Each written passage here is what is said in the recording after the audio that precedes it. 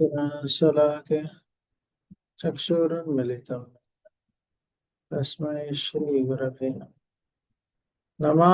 विष्णुपादाय कृष्णप्रेष्ठाय भूतले श्रीमते भक्तिवेदान्त स्वामिनिति नाम। नमस्ते सरस्वते देव गौरवाणी प्रचारिणे निर्विशेष शून्यवादी पाश्चात्यदेशतारिणे। जय श्री कृष्ण चैतन्य प्रभु नित्यानंद श्री अद्वैत गदाधर श्रीवासदि गौर भक्तवृंद। हरे कृष्णा कृष्णा कृष्णा हरे हरे, हरे राम राम राम हरे हरे। సో మనము భగవద్గీత 1వ అధ్యాయంలో 28వ శ్లోకం నుంచి చర్చించుకుంటాం. దయచేసి నాతో పాటు మీరు చెప్పండి. అర్జున ఉవాచ అర్జున ఉవాచ దుష్ట్వేమాం స్వజనం కృష్ణ దుష్టేమాం స్వజనం కృష్ణ యూత్సం సముపస్థితం సీదంతి మమ గాత్రాని ముఖం చ పరిశుష్యతి.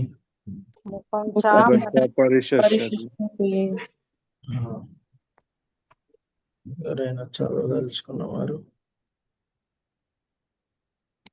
చదవండి.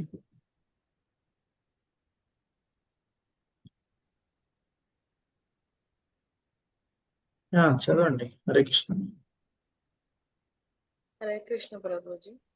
అనువాదము. అర్జునుడు పలికెను, ప్రియమైన ఓ కృష్ణ, యుద్ధోత్సాహముతో నా ఎదుట నిలిచి ఉన్న మిత్రులను బంధువులను గాంచి నా శరీర అవయవములు కంపించుచున్నవి, నోరు ఎండిపోవచ్చున్నది. భాష్యము. శ్రీకృష్ణ భగవాన్ని పట్ల నిష్కపటమైన భక్తి గల ఏ వ్యక్తి అందైనను సత్పురుషుల యందు లేదా దేవతల యందు కనిపించు సమస్త సద్గుణములను కనిపించును. ఆ భక్తుడైన వాడు విద్యా సంస్కృతుల ద్వారా ఎంతటి లౌకిక యోగ్యతలను సాధించినప్పటికీ వారిలో దేవతా గుణములు లోపించి ఉండును. కనుక తమలో తాము పోరాడుటకు నిశ్చయించుకుని దాయాదులను మిత్రులను బంధువులను చూచినంతటనే అర్జునుడు వారి పట్ల అయ్యుండెను. తన పక్షమున నందున్నట్టి సైనికులకు సంబంధించినంత వరకు అతడు వారి పట్ల ఆరంభము నుండి సానుభూతి కలిగి ఉండెను. అంతేకాకుండా శత్రుపక్షంలోని సైనికుల పట్ల కూడా వారి నిశ్చయమైన మరణమును వీక్షించుచు జాలి పొందెను. అతడట్లా ఆలోచించుచుండగా అతని శరీర అవయములు కంపించే ఆరంభించెను, నోరు ఎండిపోయెను. వారి యుద్ధోత్సాహమును చూచి అతడు పూర్తిగా ఆశ్చర్యమునకు గురి అయ్యెను. దాదాపు తన రక్త సంబంధికులైన బంధువుల సమూహం అంతయు అతనితో యుద్ధము చేయుటకు వచ్చి ఉండెను. దయార్థ హృదయుడైన అర్జునుకి ఈ విషయము కలత కలిగించెను. ఇక్కడ పేర్కొనబడకపోయినా అతని శరీరావయములు కంపించుట, నోరెండిపోవుటయే కాకుండా అతడు జాలిచే రోధించుచుండెనని కూడా ఎవ్వరైనను సులభముగా ఊహింపగలరు. అర్జుని అందలి ఇట్టి లక్షణములను అతని కోమల హృదయమే కారణము, కానీ బలహీనత కాదు. అట్టి కోమల హృదయము శుద్ధ భక్తుని ప్రధాన లక్షణము. కనుకే శ్రీమద్ భాగవతం నందు ఈ విధంగా చెప్పబడింది. యస్యాస్తి భక్తిర్భగవతి అకించన సర్వై గుణైస్తత్ర సమాసతే సుర హరో భక్తస్య కుతో మహద్గుణ మనోరథేన సదావతో మహి. దేవదేవుని యందు అచంచలమైన భక్తి గలవాడు దేవతల సద్గుణములు కలిగి ఉండెను. అట్టుకాక భగవానుని పట్ల భక్తి లేనివాడు అల్పములైనట్టి లౌకిక గుణములకు మాత్రమే కలిగి ఉండెను. ఇందుకు అతడు మానసిక స్థితి నందు వర్ణించుచు స్పష్టముగా కనవచ్చు. భౌతిక శక్తిచే ఆకర్షింపబడుటయే కారణము. సో కృష్ణుడు అర్జునుడిని ఇరు సైన్యాల మధ్య తన రథాన్ని పెట్టినప్పుడు అర్జునుడు తన మిత్రుల్ని బంధువుల్ని అక్కడ చూసి ఈ విధంగా దాని తర్వాత ఇది జరగడం జరిగింది. ఈ విధంగా జరిగింది. ఆయన యొక్క శరీర అవయాలు కంపించుచున్నాయి, నోరు ఎండిపోవచ్చున్నది. ఈ విధంగా సో అర్జునుడు శుద్ధ భక్తుడు కాబట్టి అతనిలో కరుణాభావము, మన్నించే భావం ఇవన్నీ ఉన్నాయి. అభక్తులైన వారిలో ఈ సద్గుణాలు ఉండవు. సో లౌకిక జ్ఞానము, యోగ్యతలు ఇవన్నీ ఉండొచ్చు, కానీ ఈ దేవతల యందు ఉండే ఆ మంచి గుణాలు వారిలో ఉండవు. ఒకవేళ ఉన్నా కూడా భగవంతుడి సేవ చేయకపోతే ఆ గుణాలన్నీ పోతాయి. ఒకవేళ ఎవరిలోనైనా మంచి గుణాలు లేకున్నా కూడా భగవంతుడి సేవ చేస్తే వారిలో మంచి గుణాలు వచ్చేస్తాయి. సో ఎలా వారి మిత్రులు అందరు కూడా ఎలా యుద్ధం చేస్తున్నారు అనేది చూసి ఆశ్చర్యమైంది. ఎలా వారు యుద్ధం కోసం ఉత్సాహాన్ని చూపిస్తున్నారు అనేది చూసి అతడు ఆశ్చర్యపడుతున్నాడు. సో అతని కోమలమైన హృదయము అని ప్రభుపాదుల వారు చెప్తున్నారు. సో భగవంతుడి భక్తులు ఇలా మంచి గుణాల్ని పెంపొందించుకుంటారు ఆయన సేవ చేయడం వల్ల. కానీ అదే ఆ భక్తులు భగవంతుడి సేవ చేయట్లేదు కాబట్టి వారు ఏ రకమైన మంచి గుణాల్ని పెంపొందించుకోలేరు. నెక్స్ట్, వేపదుశ్చ శరీరే మే రోమహర్షశ్చ జాయతే. ఓకే, రోమహర్షశ్చ జాయతే గాంధీవం సంస్రంసతే హస్తాత్ గాంధీవం సంసతే హస్తాత్ త్వక్కైశ్చవ పరిదహ్యతే. త్వచ్చైవ పరిదహ్యతే. చదవదలుచుకున్న వారు చదవండి. నా దేహం అంతయు కంపించుచున్నది, నాకు రోమాంచకం అవుతున్నది. గాంధీవ ధనుసు నా చేతి నుండి జారిపోతున్నది, నా చర్మము మండిపోతున్నది. శ్రీల ప్రభుపాదుల భాష్యం. దేహ కంపనములు రెండు విధములు, అట్లే రోమాంచితమగుట కూడా రెండు విధములు. అధికమైన ఆధ్యాత్మిక పారవశము కలిగినప్పుడు గాని, భౌతిక పరిస్థితి ఎందు తీవ్రమైన భయం కలిగినప్పుడు గాని అట్టి స్థితి సంభవించును. ఆధ్యాత్మిక అనుభూతి యందు భయం అన్నది ఉండదు. ఈ సందర్భమున అర్జునుని శరీరం నందు గోచరించు లక్షణములకు ప్రాణ నష్టం జరుగుతున్నదను భౌతిక భయమే కారణం. అతని ఇతర లక్షణములను అనుసరించి కూడా ఈ విషయము వ్యక్తమవుతున్నది. సుప్రసిద్ధమైన గాంధీవ ధనుసు చేతి నుండి జారిపోచుండుట చేత అతడు మిక్కిలి అసహనంకు గురయ్యను. తనలోని హృదయమును రగుల్చుండుట చేత బయట చర్మం కూడా మండిపోతున్నట్లుగా అతనికి అనుభూతి కలుగుచుండను. వీటన్నిటికి దేహాత్మ బుద్ధియే కారణం. హరే కృష్ణ. సో ఈ దేహ కంపనలు రెండు అని చెప్తున్నారు. ఒకటి ఆధ్యాత్మికము, ఒకటి భౌతికం. ఈ రెండు కూడా ఎప్పుడు జరగవచ్చు. ఒకటి ఆధ్యాత్మిక పారవశ్యము, ఒకటి భౌతికంగా భయం ఉన్నప్పుడు. సో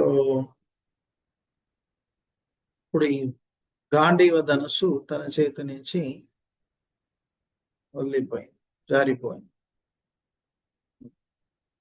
సో ఇదంతా కూడా దేహాత్మ బుద్ధి వల్లనే ఇది జరుగుతుందని చెప్పడం జరిగింది.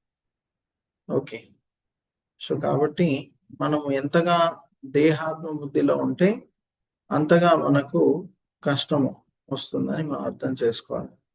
అందుకే ఈ దేహాత్మ బుద్ధి నుంచి మనం బయటపడడానికి మనం ప్రయత్నం చేయాలి. సో ఈ దేహాత్మ బుద్ధి అంటే నేను ఈ శరీరము, ఈ శరీరానికి సంబంధించిన అన్ని కూడా నావి, ఇది దేహాత్మ బుద్ధి. సో ఈ దేహాత్మ బుద్ధి నుంచి బయటపడాలంటే భగవద్గీత చదవాలి, హరే కృష్ణ మంత్రాన్ని జపం చేయాలి. అప్పుడు ఈ దేహాత్మ బుద్ధి నుంచి బయటపడవచ్చు. Okay, next. నచ శక్నోమ్య వస్తతుం శక్నోమ్యవస్థౌతుం భ్రమతీవ చ మే మనః భ్రమతీవ చ మే మనః నిమిత్తాని చ పశ్యామి నిమిత్తాని చ పశ్యామి విపరీతాని కేశవ. విపరీతాని కేశవ. ఎవరైతే చదవలేదో వారికి అవకాశం ఇద్దాం. చేతులు లేపండి చదవదలుచుకున్నవారు.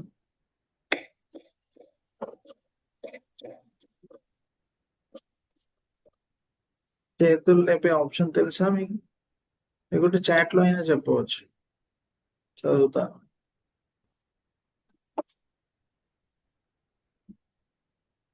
హరే కృష్ణ. చదవదలుచుకున్న వారు లేకుంటే ఓకే, ఆయన అన్మ్యూట్ చేస్తారు డైరెక్ట్. హరే కృష్ణ గురుజీ. హరే కృష్ణ. అనువాదము. కేశి అను రాక్షసుని సంహరించిన ఓ కృష్ణ, నేను ఇప్పుడు ఏమాత్రము నిలబడలేకపోచున్నాను. నన్ను నేను మరచిపోచున్నాను. నా మనసు చలించుచున్నది. కేవలము విపరీతములనే నేను గాంచుచున్నాను. భాష్యము. అసహనము వలన అర్జునుడు యుద్ధరంగమున నిలబడలేకపోచుండెను. అంతేకాకుండా ఈ మనోదుర్బలతలచే అతడు తానును తానే విస్మరించుచుండెను. భౌతిక విషయముల పట్ల అధికాసక్తి మానవుని తట్టి భ్రాంతిపూరితమైన జీవన స్థితి అందుంచును. భయం ద్వితీయాభినివేశేతః స్యాత్ అనగా భౌతిక బంధ పరిస్థితుల చేత అధికముగా ప్రభావితులైన వారి యందు అట్టి భయము మరియు మానసిక అస్థిరత కలుగుచుండును. అర్జునుడు యుద్ధరంగమున బాధాకరములైన విపరీత పరిస్థితులనే దర్శింపసాగెను. శత్రువులపై విజయము సాధించినను అతడు ఆనందము అనుభవింపజాలడు. ఇక్కడ నిమిత్తాన్ని విపరీతాన్ని అను పదములు ప్రాధాన్యతను కలిగి ఉన్నవి. మానవుడు తన తలంపులలో నిరాశయే గోచరించినప్పుడు నేనిక్కడ ఎందుకున్నాను అని తలచును. సాధారణంగా ప్రతి ఒక్కరూ తన యందు తన హితమునందు ఆసక్తిని కలిగి ఉండును. పరమాత్మ యందు ఎవ్వరునూ ఆసక్తి కలిగి ఉండరు. ఇక్కడ శ్రీకృష్ణుని సంకల్పముచే అర్జునుడు తన నిజ స్వార్థగతి విషయమున అజ్ఞానమును ప్రదర్శించుచున్నాడు. ప్రతి ఒక్కరి స్వార్థగతి విష్ణువు లేదా శ్రీకృష్ణు యందే గలదు. బద్ధజీవుడు ఈ విషయమును విస్మరించుట చేతనే భౌతిక క్లేశములను అనుభవించును. యుద్ధరంగమునందు లభించడి విజయము తనకు దుఃఖ కారణమే గలదని అర్జునుడు భావించెను. సో ఇక్కడ అర్జునుడు తన మిత్రులు, మిత్రులు, బంధువులు వీళ్ళందరినీ చూసి ఈ విధంగా అతనిలో మార్పులు జరుగుతున్నాయి. మనసు చలించుచున్నది, అన్ని మర్చిపోతున్నాడు, నిలబడలేకపోతున్నాడు. సో ఇవన్నీ ఎందుకు? మనో దుర్బలత, భౌతిక విషయముల పట్ల అధిక ఆసక్తి ఉండడం వల్ల భ్రాంతి చెందుతారు. భయం ద్వితీయాభినివేశాత్. సో భౌతిక బంధ పరిస్థితుల చేత అధికముగా ప్రభావితులైన వారు భయము మరియు మానసిక అస్థిరత కలుగుచుండను. సో అర్జునుడు ఇక్కడ బాధాకరములైన పరిస్థితుల్ని దర్శింపసాగాను. సో శత్రువులపై విజయం సాధించినప్పుడు అతను ఆనందాన్ని అనుభవించగలడు. సో అంటే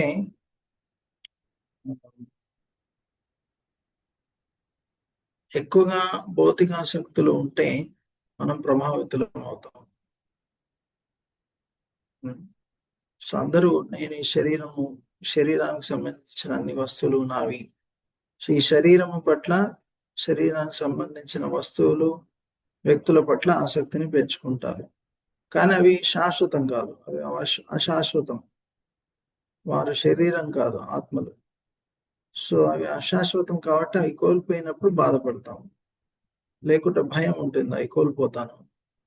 సో మనం కేవలం ఈ శరీరం పట్లే ఆసక్తిని పెంచుకుంటున్నాం. కానీ పరమాత్మ భగవంతుడి మీద ఆసక్తిని పెంచుకోవట్లేదు.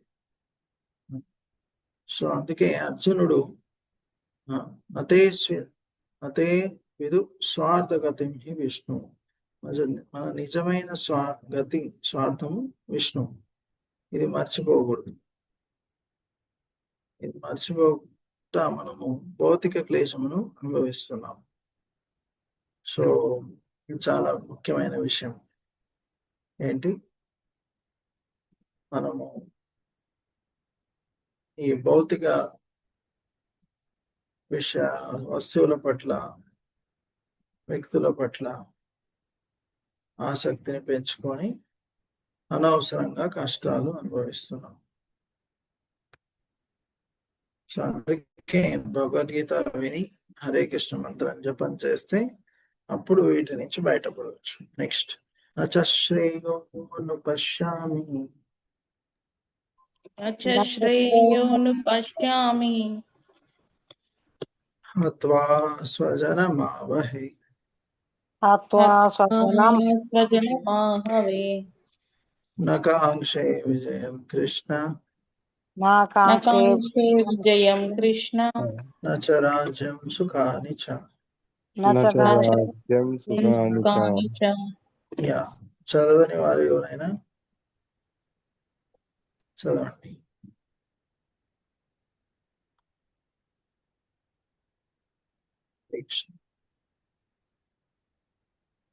చదివిన వారు చదువుతారా, లేకుంటే ఓకే చదివిన వారైనా చదవచ్చు. మళ్ళీ హరే కృష్ణ ప్రభుజీ, ధన్యవాద ప్రణామ. ప్రభుజీ చదవండి. అనువాదం. ప్రియమైన ఓ కృష్ణ, ఈ యుద్ధమునందు నా స్వజనమును చంపుట ద్వారా ఏ విధముగా శ్రేయస్సు కలుగగలదో నేను గాంచలేకున్నాను. తదనంతర విషయమును గాని, రాజ్యమును గాని, సుఖమును గాని నేను వాచింపలేకున్నాను.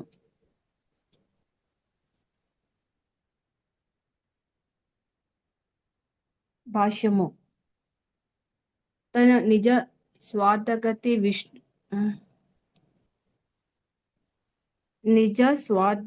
విష్ణువు లేదా శ్రీకృష్ణుని యందే కలదని తెలియక బద్ధజీవులు దేహ సంబంధములందే సుఖము కలదని భావించుచు వాటిచే ఆకర్షింపబడుదురు. జీవితముకు సంబంధించిన అట్టి అంధ విశ్వాసముతో వారు భౌతిక సుఖములకు హేతువులైన వాటిని కూడా విస్మరించుచుందురు. ఇక్కడ అర్జునుడు క్షత్రియ ధర్మములను కూడా విస్మరించినట్లుగా కనిపించును. శ్రీకృష్ణుని ప్రత్యక్ష ఆదేశములచే యుద్ధరంగమున మరణించు క్షత్రియుడు మరియు పూర్తిగా ఆధ్యాత్మిక అనుభూతి కొరకే అంకితమైన సన్యాసి అను ఇరువురును శక్తివంతము మరియు తేజవంతమైన సూర్యమండలమును ప్రవేశించుటకు యోగ్యులు కాగలరని తెలుపబడినది. బంధువుల విషయమును ప్రక్కకు పెట్టినను తన శత్రువులను సైతము వధించుటను అర్జునుడు వాచించుట లేదు. బంధువులను చంపుటచే జీవితమున తనకు ఎట్టి సుఖము లభింపదని అతడు భావించుచున్నాడు. కనుకనే ఆకలి లేనివాడు వండుటకు ఇష్టపడినట్లుగా అతడు యుద్ధము చేయుటకు అంగీకరింపలేకున్నాడు. ఇప్పుడు అతడు నిరాశతో అడవికి వెళ్ళి ఏకాంత జీవితమును గడప నిశ్చయించుకొనెను. కానీ క్షత్రియులు ఇతర వృత్తులను చేపట్టకూడదు కనుక జీవనోపాధికై క్షత్రియునిగా అతనికి రాజ్యము కావలసి ఉన్నది. కానీ ప్రస్తుతము అర్జునునకు రాజ్యము లేదు.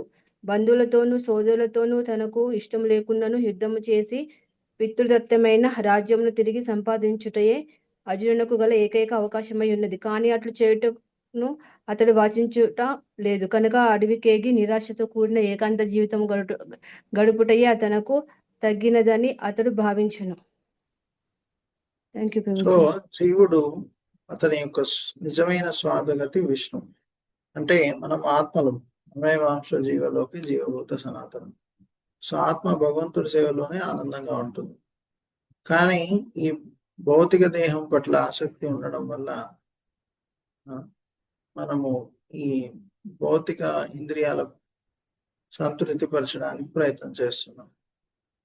కానీ ఇవి తాత్కాలికము కాబట్టి ఆఖరికి మనము దుఃఖించవలసి ఉంటుంది. సో కాబట్టి మనము మన నిజమైన స్థితిని తెలుసుకొని కృష్ణుడు ఆదేశానుసారంగా పని చేయాలి. సో క్షత్రియుడు తన ధర్మాన్ని పాటించవలసి ఉంది. సో కృష్ణుని ప్రసన్నం చేయడం కోసం యుద్ధం చేసినా కూడా అతను అది కూడా భగవంతుడి సేవే అవుతుంది. ఓకే, అప్పుడు యుద్ధంలో తన మిత్రుల్ని చంపడం కూడా భగవంతుడి సేవ అవుతుంది.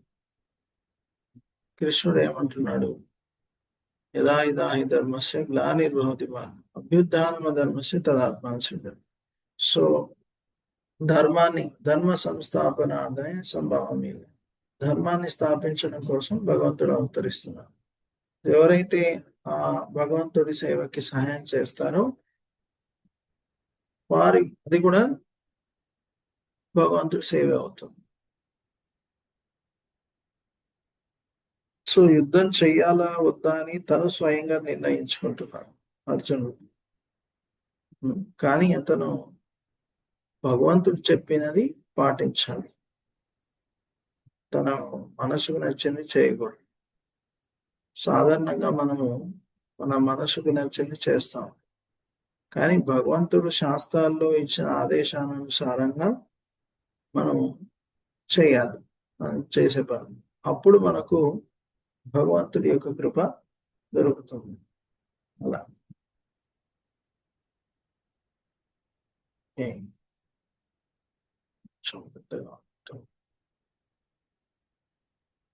సరే. కిం నో రాజేన గోవింద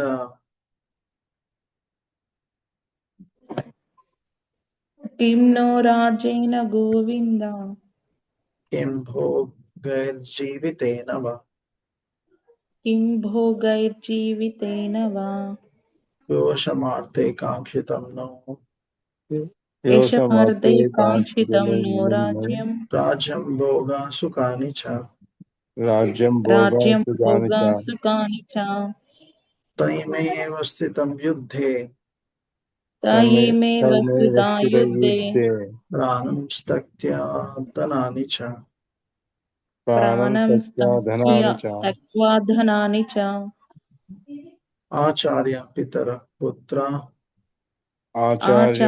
పితరః పుత్ర పుత్రస్తథైవ చ పితామహ పుత్రస్తథైవ చ పితామహ మాతులం శ్వాశుర పౌత్ర మాతులః శ్వశురః పౌత్రః శాలా సంబంధినాస్తథా శాలా సంబంధినస్తథా ఏతానా హంతుమిచ్చామి ఏతానాహంతుమిచ్ఛామి అగ్నతోపి మధుసూదన అగ్నతోపి మధుసూదన అపి త్రైలోక్య రాజస్య అపి త్రైలోక్య రాజ్యస్య హేతో కిం ను మహీ కృతే హేతో కిం ను మహీ కృతే నిహత్యా ధృతరాష్ట్రం న నిహత్యా ధృతరాష్ట్రం న కా ప్రీతి స్వజనార్థన కా ప్రీతి జనార్దన.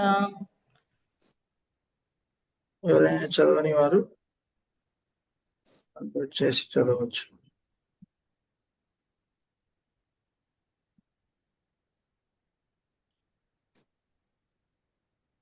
ఓకే, ఎవరైనా చదివిన వారైనా చదవచ్చు, లేకపోతే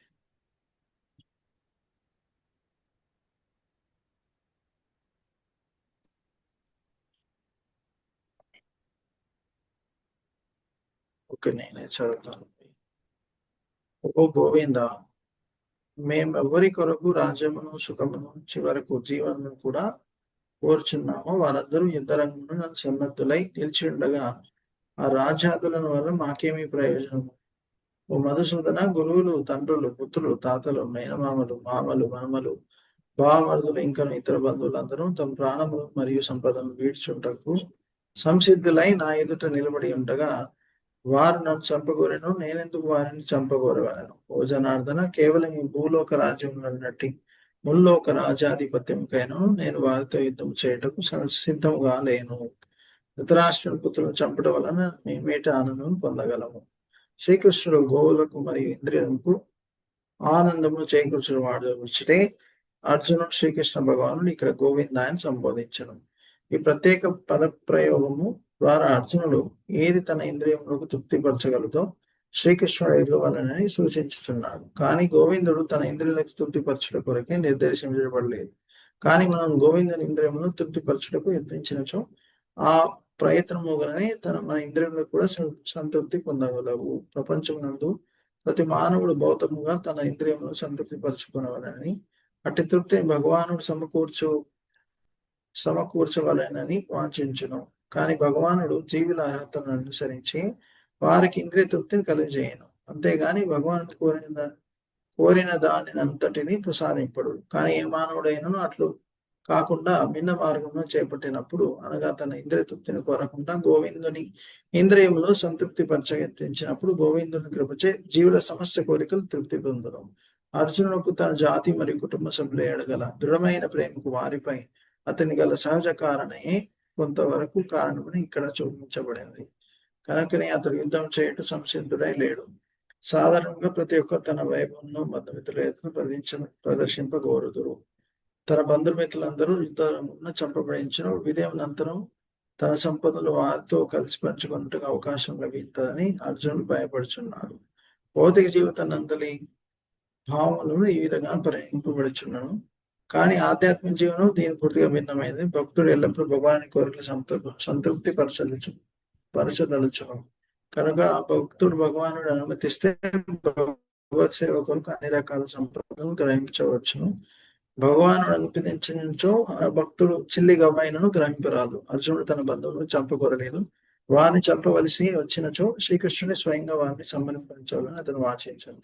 ఈ సందర్భంగా యుద్ధ రంగమున రాకముందే కృష్ణుడు వారందరూ చంపి ఉండనని మరియు తన శ్రీకృష్ణుని సాధనకు మాత్రమే కావాల్సి ఉన్నదని అర్జునుడు లేకున్నాడు. ఈ సత్యం రాబో అధ్యాయములందు వివరింపబడినది. భగవానుడి సహజభక్తుడైన అర్జునుడు దుష్టులైన తన దయాదులు మరియు సోదరుల పట్ల ప్రతీకారం చేయకూడలేదు. కానీ భగవానుడు వారందరూ చంపబడాలని సంకల్పించాడు. భగవద్భక్తుడైనను దుష్టుని పట్ల ప్రతీకారం చేయకూడదు. కానీ భక్తులైన దుష్టులు చేయ దోషము భగవానుడు మాత్రం సహింపడు. భగవానుడు తన విషయంలో ఎవరినైనా సమీపించుకున్నచో తన భక్తులకు హాని చేసిన వారిని ఎవరిని క్షమింపడు. కనుకనే అర్జునుడు దుష్టులను సమీపించగోరినను భగవానుడు సంహరింపవాలని నిశ్చయించను. సో ఇక్కడ కృష్ణుడు ఈ కౌరవుల్ని సంహరించాలని నిర్ణయించుకున్నాడు. ధర్మాన్ని స్థాపించడం కోసం, భవిష్యత్తులో ప్రజలందరూ ధర్మాన్ని పాటించడానికి కోసం వారిని సంహరించడం చాలా ముఖ్యం. కాబట్టి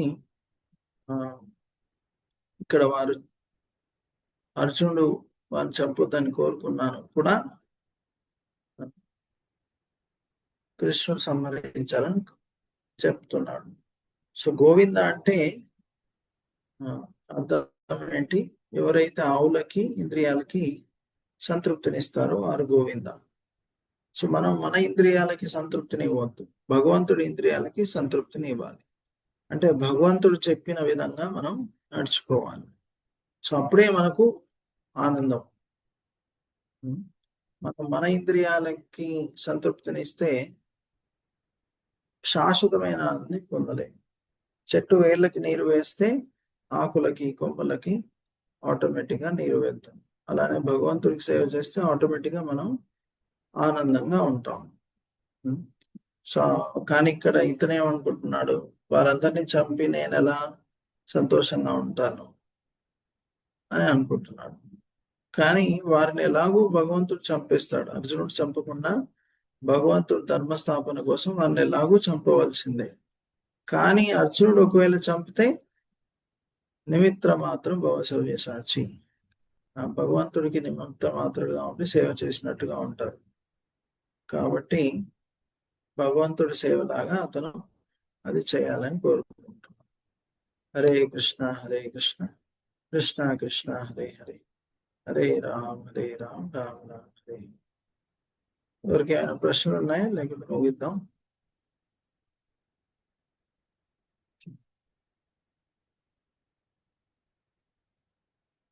సరే,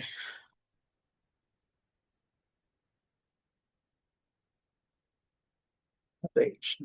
ఇంకేం లేవు. श्रीमद् भगवद गीता की जय। श्री प्रभुपाद की